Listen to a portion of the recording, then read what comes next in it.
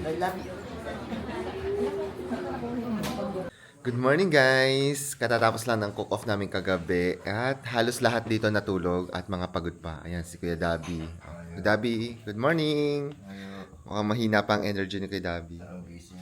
Tapos ayan sina Uncle. Dito sila natutulog ngayon, no? Magpipinsan. Sina Raynon, sina Wabe, si JP, si Uwa, tsaka si Kuya Bitoy. Tapos si Mama dito ay nag-start ng... Anong ginagawa mo, Mama? Papaksiw ng Lechon. Yung natirang lechon. Papaksiw. Ayan. Tapos meron ditong mga, ano ba to? Ay, tilapia pala to. Asan yung mga pansit? Ay, ito pala yung pansit.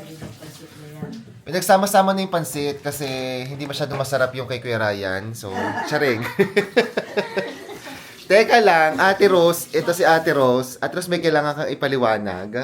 Sino ang number 6 mo? Kayo po, sir. Bakit tayo number 6, Ate Rose? Kasi po, sir, hindi ko makulaan kung ano yung luto niyo po dun eh.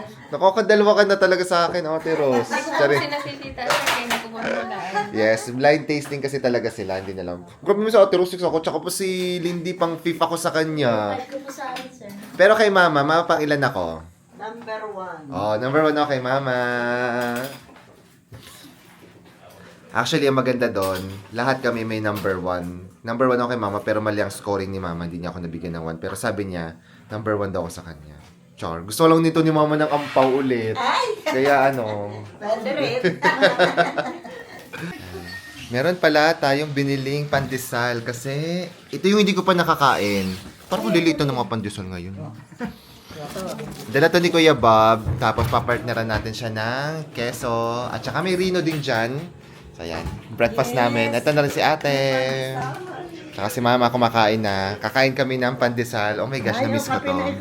So kumakain na kami ngayon ng breakfast at ang aking cravings ngayon ay pandesal. Ngayon lang ulit ako nakakain nito. Grabe, napakaliit nitong pandesal na to. 2 piso na daw pala to. Tapos yung laman niya ay cheese. Eh. Nilagyan ko ng cheese whiz at saka ng keso. So cheese on cheese tayo.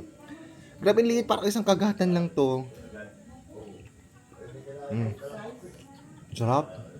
Malit-init pa yung pandesal. Ang sarap. Kumain na kayo pandesal natin. Grabe sa totoong buhay, hindi isang kagatan, isang subo yan.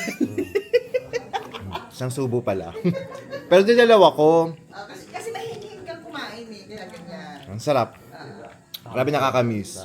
Grabe guys, sobrang saya namin kagabi kasi nga, ayun, despedida na namin ni Kuya Dabi. So nakakatuwa yung family ko pumunta dito. Pati mga pamangkin, kahit may work sila, kahit pagod sila sa mga trabaho nila, pinilit nilang pumunta dito.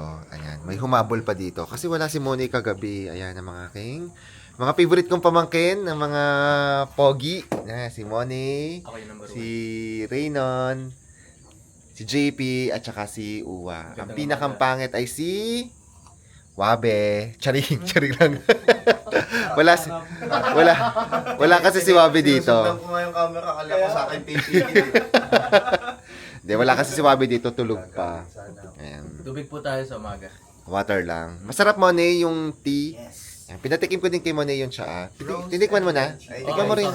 Tikman mo rin, masarap. Ano, uwa. Kay John Paul water, sa akin prayer.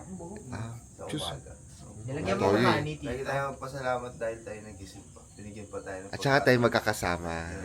Ayan. Safe tayo. dito. Saka safe tayo nakarating dito. Palis na dito ko.